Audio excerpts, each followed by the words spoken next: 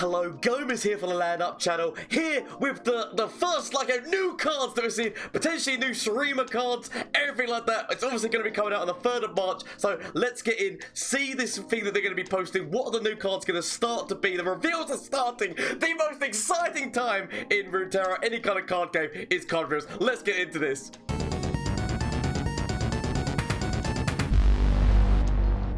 Okay, so they've done this in a slightly different way. Normally they do it so it'd be a trailer where you're seeing each individual card, but they've actually linked directly to Mobile X. They did show a lovely animation, which if you haven't seen it, definitely go to the Legends of Runeterra thing to see the opening animation. I'm not going to play that here because if you want to go see it, you can go see it. Let's just get into these cards, the new cards. So here we are.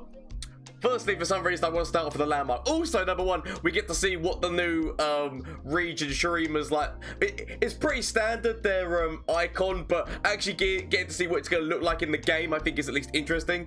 Okay, so we're not going to stand like we're going to go directly with Poro. What does the Poro do? So, Distant Poro. If you've leveled a champion, transform me into an exalted Poro. And then the exalted Poro is, I have 3 random keywords. And my god, it looks glorious. So, I love it. So at the start of the round, if you've leveled, boom, you immediately get this. And then that Poro can drop me. So, think about what this means for Poro decks, right? So, obviously, people are going to immediately think, oh, but I can put this in with Freljord and work with Brom.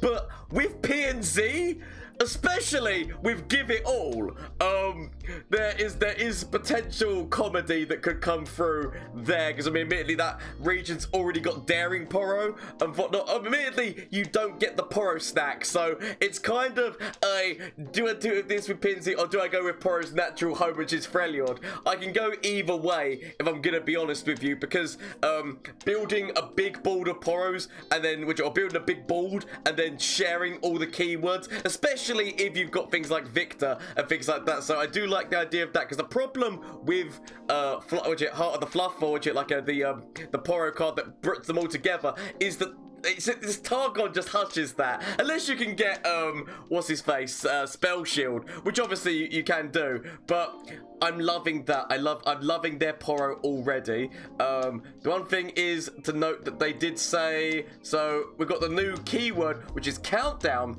So start of round, countdown 1 at 0, destroy me and activate the cooldown, which is the countdown effect. So basically, what that means is every single round that's going down. So it is a timer. At the end of the day, it is a timer which is going on with that. So, for example, the new landmark, which is Buried Sun Disc, is start of the game. Draw 1 of me if all your cards are Shurima. So this is a Shurima, just like fully mono Shurima deck, because it does cost 1 and it can immediately be in your hand from the start of game as long as you meet the requirement of all your cards are Shurima cards. Countdown 25. 25 is a long way to go. 25 turns is a lot of turns to go. But restore the Sun Disc when and Fibonacci, ascended ally levels up. Advance me 10. So there is ways of getting that going faster if you can ascend allies, ascended allies level up, you can cut that down by 10, which is good. The restored Sun Disc, immediately draw 1, of all your, so all these kind of ascended cards. For the rest of the game, your level 2 ascendeds are level 3. Now that's it, because that is a rest of the game effect. It's a lot like Zoe, which is Zoe's effect. This landmark no longer needs to be on the board after that effect. Once it's hit, that is a continuous, that is a thing. So I actually do want to know what these ascended cards and what these things are going to be. Obviously, I'm only just reading my way through these right now. I don't know whether or not we're going to get any hints. So when I'm summoned, advance your, so there is even more cards that can help towards this, right? Bearing in mind that is a landmark, and that landmark can be much like Targon, which is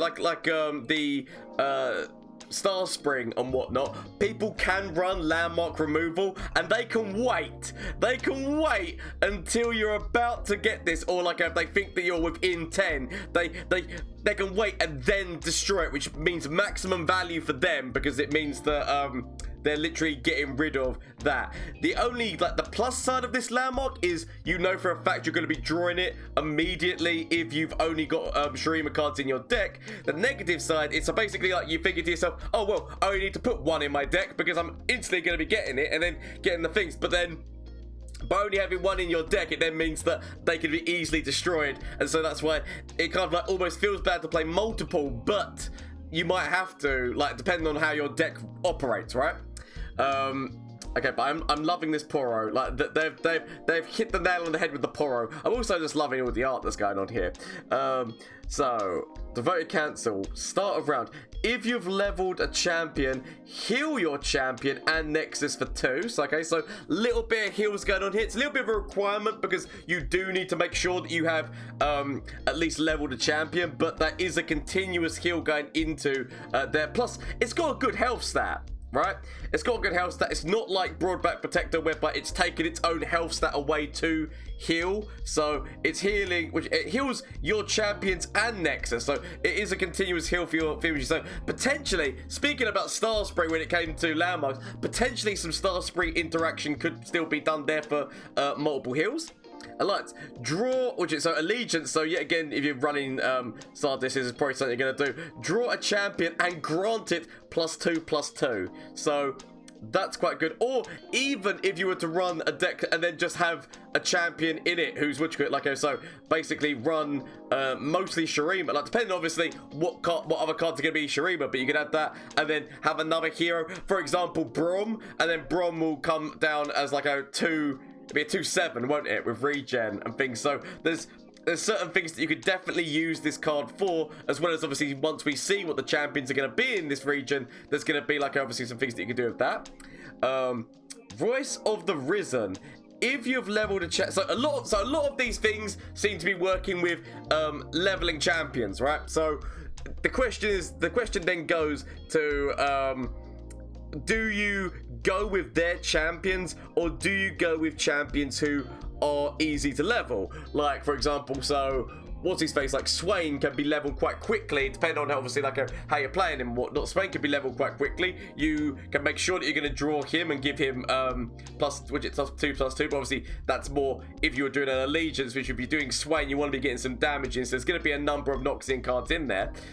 Or even if you wanted to do maybe Draven can, if you use him right, level really quickly. So I don't know, there's a certain like, you don't just have to think about this with Shurima champions. You can think about this, obviously, the wide array of different things that you can do. So then that gives +2 attack. So yeah, if a champion's leveled, allies have +2 attack. So it seems like that's going to be an effect. It doesn't say grant, it just say if you've leveled a champion, allies have that. So it's just while this is on the field, everyone has so I wonder whether or not that counts. If it just says if you're level, if you've leveled a champion. So technically maybe that leveled up champion doesn't have to be on the field of play, because literally the way that that's worded is that, does that mean that if a champion's leveled but in your deck, or does it mean you've had to see the animation of the champion leveling? That's going to be an interesting interaction there, because obviously there's some champions you can level in your deck, but whether or not that then means, oh, well, the champion's leveled, so therefore all my allies have +2 attack.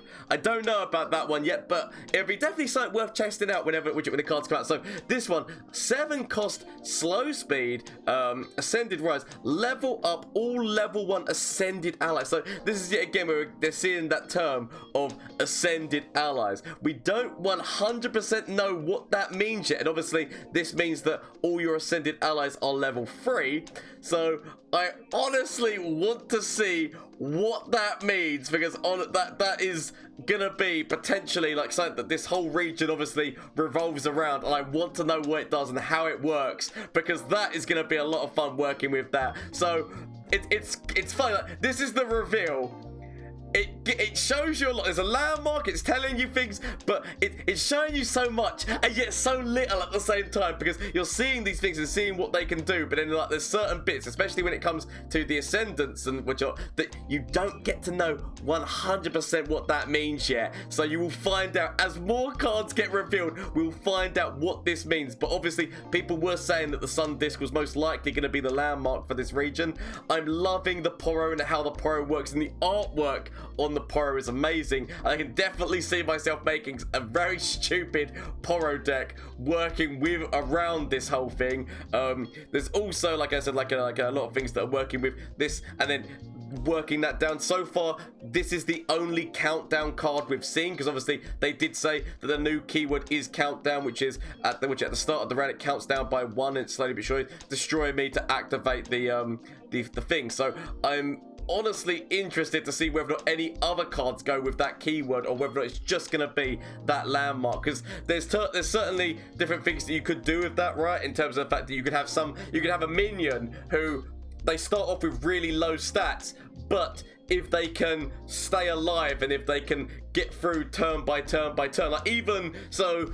For people who don't know, there was a thing called the darkness in Hearthstone. I do apologize, I'm going into Hearthstone thing, but the darkness worked by it would lay down dormant, so it couldn't be used, it couldn't attack, it couldn't do anything. It would just be on your field of play as basically like a landmark. If you imagine like that, it would do nothing but stay there and take up a space on your field. But it shuffled 3 candles into your opponent's deck, and once they drew all 3 candles, it came alive, and I think it was a 2020. So the idea of that is it's kind of like a countdown effect where you're investing in this thing, which it doesn't do anything to begin with, but then if it can get through turn by turn by turn, potentially it could be something big. So it's interesting to see whether or not we're going to see anything along those lines, but honestly, I'm loving this desert region Egyptian god cards. It's what I've been waiting for. So please let me know what you think down in the comment section down below.